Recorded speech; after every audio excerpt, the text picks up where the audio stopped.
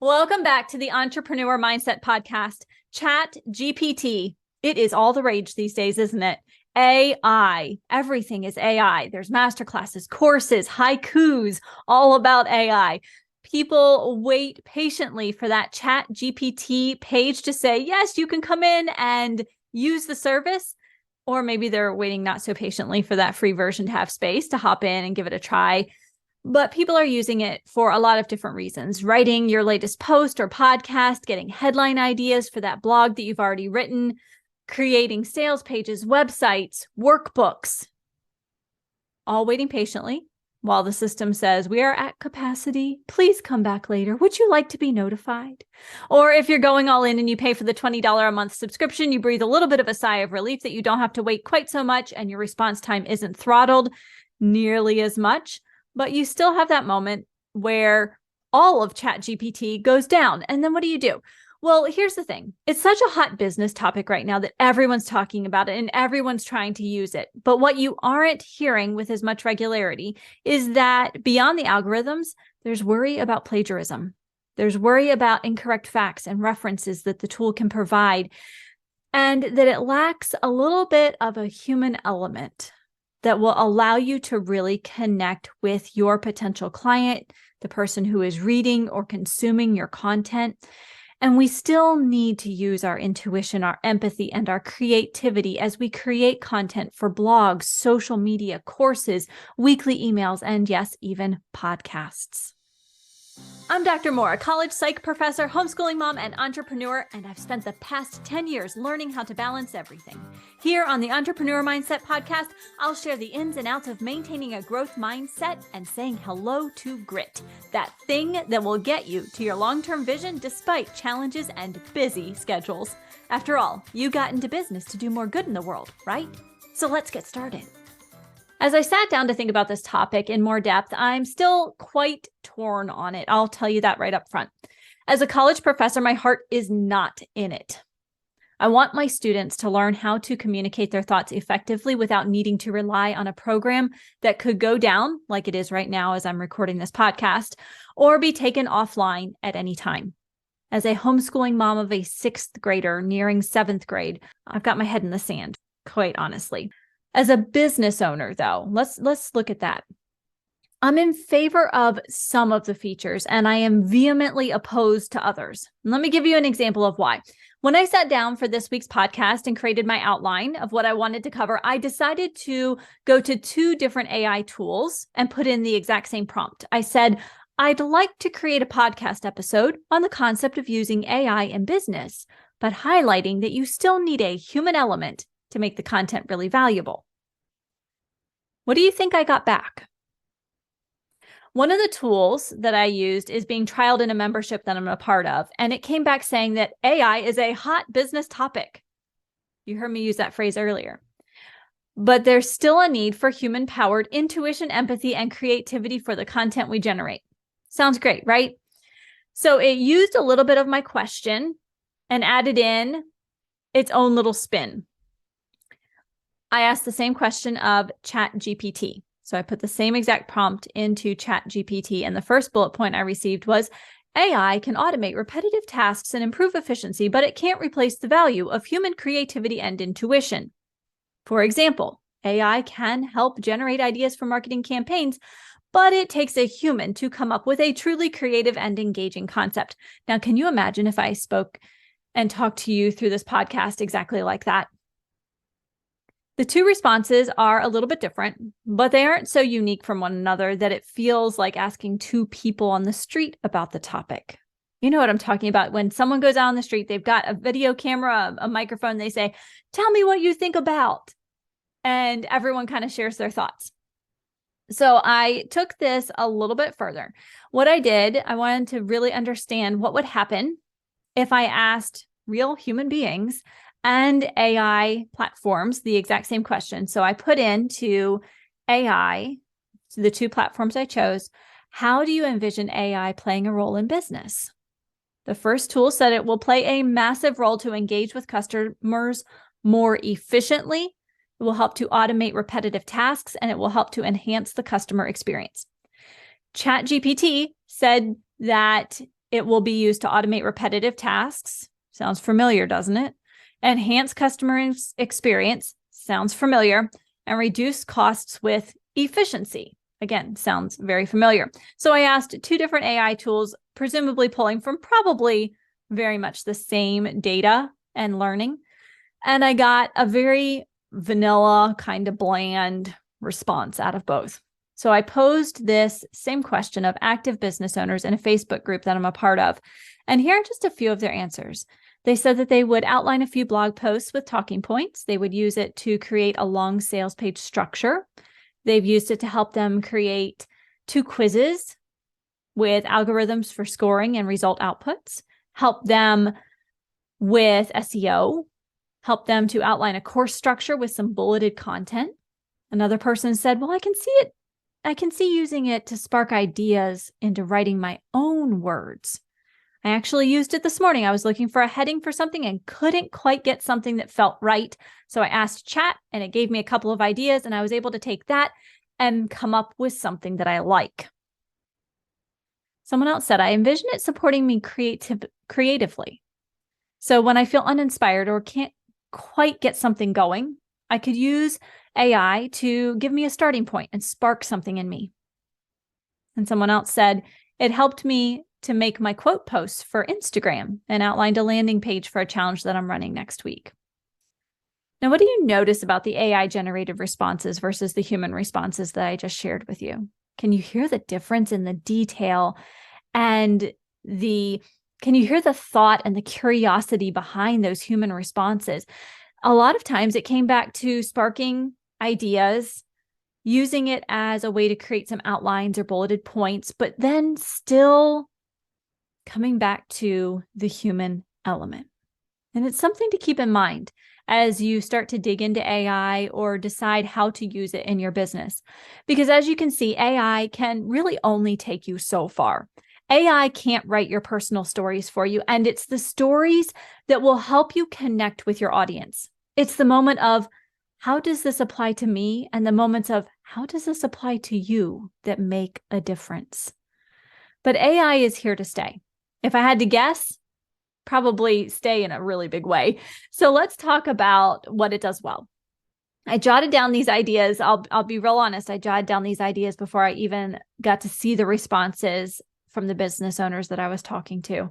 And you're going to see that there's some overlap here. So I feel like AI can really give you a framework to draw on as you're creating. I feel like it can help spark your creativity. It can help you organize your thoughts into an outline. It can, in my case, help simplify finding hashtags to test out. And it can also help you get out of an idea slump. So maybe you sit down at the computer, you're ready to do your work, you're ready to connect and create, and it just feels like a dry well today. Well, AI can, I think, really help you start to overcome that if you can at least give it a topic. And I don't know about you, but in my business, I have core pillars that I talk about all the time in my business. So I could even put in one of my core pillars and say, hey, I need a topic about, or I need a post about this topic. Could you help me out? Give me 5 ideas. And so AI can do that, ChatGPT or any of the other concepts out there. But AI really can't write your content for you in a way that will convert and connect like a grand slam. It gives you a starting place, and you need to take that and make it your own. AI also, as far as I'm seeing right now at the time of this recording, isn't real great with carefully researching your topic and providing fully referenced and non-copyrighted materials. Now, the college professor in me, that's what gets me every time, is that I want my students to know how to properly give credit to the people that created the ideas that they're sharing in their writing. Okay, so AI also can't tell you what it has not yet learned. So if the learning has not been put into the AI system yet, it is not going to have that knowledge upon which to draw, which means you might be getting out-of-date information from your AI tool. It also can't really inject human emotion into the text the same way that you can.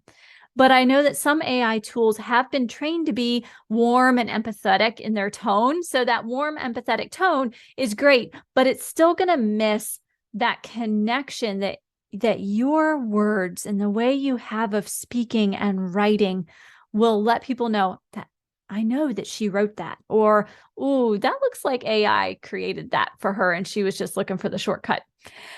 So if AI is here to stay, if it is a hot business topic that everyone's talking about, it stands to reason that you should know a little bit about it. You should know how you could use it, what it won't do, what it will do.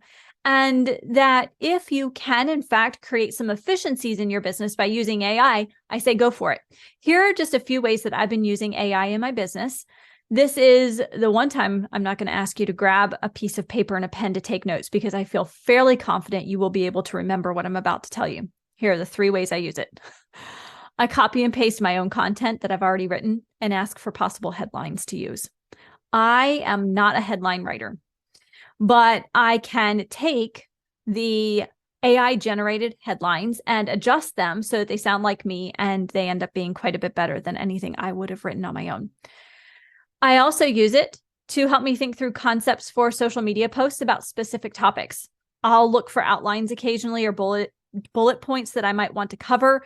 But again, I make it my own. And if I'm ever using anything that I don't know a whole lot about from AI, I will go reference things. I will go look for them somewhere else to make sure that the information I'm getting is accurate. I will also ask for key points to cover. It's a starting place, sometimes for my writing, for my content, for my deliverables, but it is not the end all and be all in my business. The key here is that when I do these things, I then adjust everything to be in my voice with my words, my stories, my point of view. The reality is that you want to create high quality content, whether you use AI to help you or not. At the end of the day, you want to create high quality content. And according to Search Engine Journal, they chimed in about what Google has to say about all of this. And they said that Google prioritizes high quality content regardless of whether it's human or machine generated. So it needs to be high quality no matter what. Check, we've got you. Okay. Google advises publishers to produce helpful, people-first content that demonstrates, are you ready for it? Expertise, experience, authoritativeness, and trustworthiness. AI is not going to help you build that trustworthiness. It's not going to demonstrate your personal experience or your personal expertise in the same way that your words can. Okay, the third thing that Google said is that using automation or AI strictly to manipulate rankings and search results is considered a violation of Google's spam policies. If you are a rule follower like I am, that alone should help you realize that you should be customizing everything that you do, whether it's AI generated or not.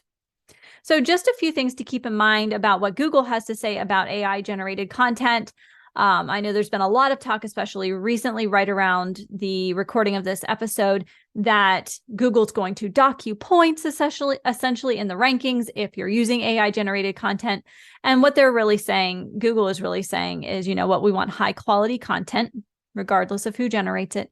We want to make sure it's helpful, people first, demonstrates expertise, experience, authoritativeness, and trustworthiness, and that it is not being used for nefarious purposes, not to manipulate rankings.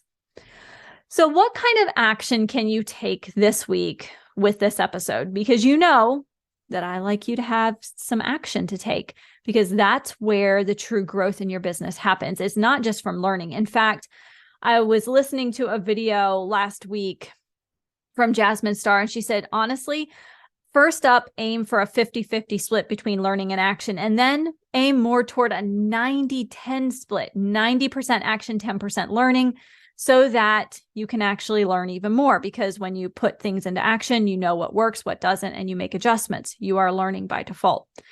So here we are at the point of the podcast where I always ask you to take action. The first thing that I would like you to do this week in our action segment is to get really clear on what you want to share with your audience. You could use AI to help you brainstorm possible topics based on your business model and your ideal client. Then I want you to take those topics that you want to cover and identify the stories you can tell about that topic. Share your experiences. Create a way for your clients and potential clients to interact with you, whether it's on an email, a blog, a podcast, a post. Your clients will absolutely 100% of the time prefer a slightly messy email that has heart than an AI-generated email that doesn't really connect with them. Think about those times when you get a form email, letter, or response of some kind. It takes the wind out of your sails. You have invested time in someone or something, and all you get is this form response. Thank you very much for purchasing this product. We hope you enjoy it after you've spent a significant amount of money. We don't want to create that same kind of disappointment that those form letters create with AI. And AI can create that same sense of disappointment for your clients if you are not taking what AI is giving you, whether you're using ChatGPT or something else, and making it your own. That's why people are following you. That's why people are allowing you to send them an email every week. That's why people are subscribing to your podcast. They want you. They don't want the AI-generated response. So instead of saying, I'm short on time, I'm just going to use what AI has this week, just keep your message short. If you don't have time for a long message to your potential clients or your clients, then keep it short, but keep it you. Commit to surprising and delighting your clients with more personal communication. And that is where you are going to stand out from the crowd, especially as AI continues to grow in its reach, its intensity, its use throughout business. At this point, you probably can tell that I like the concept of AI, but I'm not throwing in the towel on creating my own content. But I also know that creating your own content to connect, create rapport, to surprise and delight can be tricky. This is exactly why I've invited author Kate Butler-Ross on the show to share her ideas around building community with your stories in business. You won't get any bro marketing tips from her, but you will get that sense of deep down connection and trust that she fosters in her own communities. And she is truly a genius at connecting from the heart. And that's what's missing from AI. It's that heart connection. And so I'm really excited to invite you into my conversation with Kate. And if you want to get a jump start on learning how to be more heart-centered in your communications, you can go ahead and grab her book. It's called Soul Story. Tell stories that call in your soul tribe. You can grab that today. I'll pop the link to get that from Amazon in the show notes, so you don't even have to search for it. You can just go ahead and click. And since I have Kate coming on with me this week, I'll see you back here on Thursday for another episode of the Entrepreneur Mindset Podcast, where a focus on mentoring, community, and implementation removes the overwhelm of building your successful and profitable business and adds in a dose of momentum. Until next time, have a healthy, safe, and happy week.